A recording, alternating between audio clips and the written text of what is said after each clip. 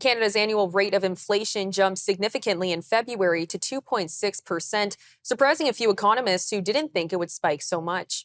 February's figures are well ahead of the consensus among economists polled by Reuters, which called for 2.2% inflation in the month.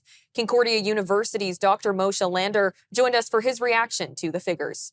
I don't know that it was unexpected. When you withdraw a tax holiday, inflation is going to go up. That's just kind of the way things go.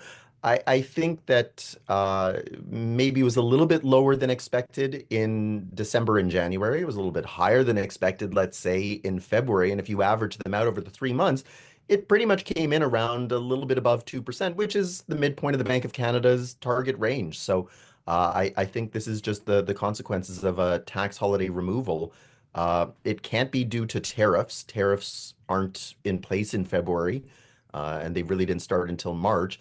And even with people trying to alter their economic activity in February in anticipation, that's not really going to lead to inflation up towards the 2.6 number that we saw. So I think that this is just kind of the randomness that happens on month-to-month bases. And that's why the Bank of Canada says that their target range is between 1 and 3, as opposed to a target of 2.0. It gives that room for random variability to happen.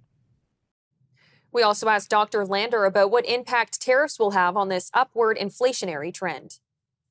So I'm going to use the Bank of Canada as the guidelines for what the effect is going to be. They met last week and they cut interest rates. So nobody has a clear picture as to what's going on because it's impossible to tell in real time what's happening. But if the Bank of Canada meets every 6 or 7 weeks and their next meeting isn't until the end of April, they could have decided to hold on to an interest rate cut if they felt that the tariff talk was going to generate above required inflation. The fact that they cut interest rates must mean that whatever data it is that they're seeing and however it is that their models are forecasting, they don't see inflation being an issue for at least the next 6 to 7 weeks.